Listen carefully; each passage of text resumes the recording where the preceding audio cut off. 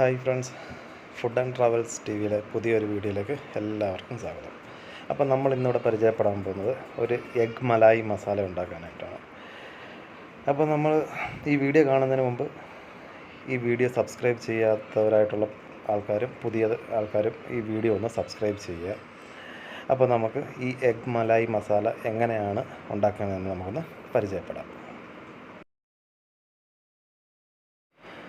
അപ്പോൾ ആദ്യമായിട്ട് എടുത്തിരിക്കുന്നത് 6 പുഴുങ്ങിയ മുട്ടയാണ്.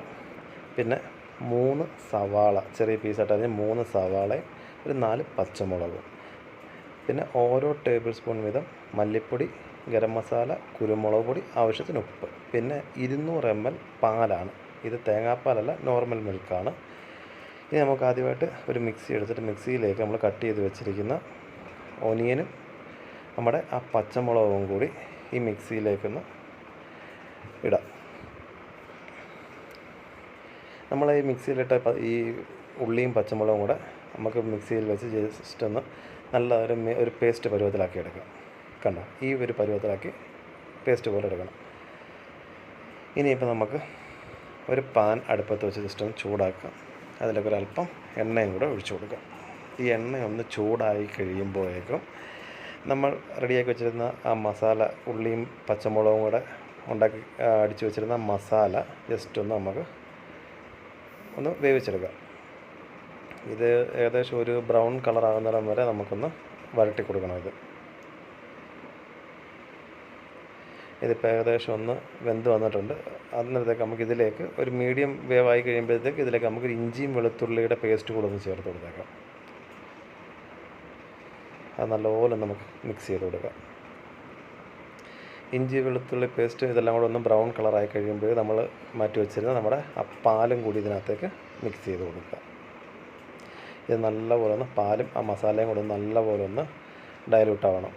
അത് നല്ലപോലെ ഒന്ന് നമുക്കൊന്ന് മിക്സ് ചെയ്യാം.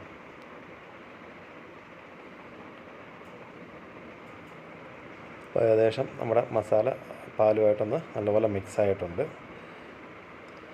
ഇനിയിപ്പോൾ നമുക്കിതിലേക്ക് നമ്മൾ എടുത്ത് വെച്ചിരുന്ന മസാല, ഗരം മസാല, നമുക്ക് ഒരു ടേബിൾ സ്പൂൺ ഗരം മസാല ഇട്ടിട്ടുണ്ട് ഞാൻ. ഇതിലേക്ക് കുരുമുളക് പൊടി, ഒരു ടേബിൾ സ്പൂൺ കുരുമുളക് പൊടി.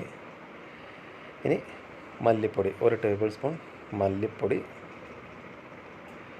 പിന്നെ ആവശ്യത്തിന് നമുക്ക് ഉപ്പും കൂടെ ഇതിനകത്ത് ചേർത്തിട്ട് നല്ലപോലെ നമുക്കൊന്ന് മിക്സ് ചെയ്യണം. ഇതിപ്പം ആ മിക്സ് റെഡിയായി കഴിഞ്ഞു. ആ മിക്സിലേക്ക് നമ്മൾ കട്ട് ചെയ്ത് വെച്ചിരുന്ന ബോയിൽഡ് എഗ്ഗ് അതിനകത്തേക്ക് നമുക്കൊന്ന് ഇട്ട് കൊടുക്കാം.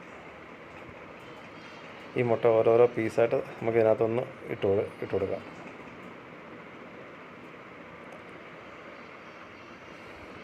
ഇപ്പം മുട്ടയെല്ലാം ഇട്ട് കൊടുത്തിട്ടുണ്ട്. എന്നിട്ട് ഇത് ആ മുട്ടയിലേക്ക് മസാല എല്ലാം നമുക്കൊന്ന് സ്പ്രെഡ് ചെയ്യാം. അപ്പോൾ നമ്മുടെ മസാല കൂട്ടം നമുക്ക് ഒരു 5 മിനിറ്റ് ഒന്ന് അടച്ച് വെക്കാം. അപ്പോൾ നമ്മുടെ മലായി മസാല ഏകദേശം റെഡിയായി കഴിഞ്ഞു. ഇതിലേക്ക് നമുക്ക് ശകലം മല്ലിയില കൂടെ ചേർത്ത് കൊടുക്കാം. മല്ലിയിലയും കൂടെ ചേർത്ത് കൊടുത്ത് നല്ലപോലെ നമുക്കൊന്ന് ഇളക്കി കൊടുത്തു കഴിഞ്ഞാൽ നമ്മുടെ മലായി മസാല, എഗ് മലായി മസാല റെഡിയായി കഴിഞ്ഞു. ഇനി ഇത് നമുക്കൊരു പാത്രത്തിലേക്ക് സെർവ് ചെയ്യാം.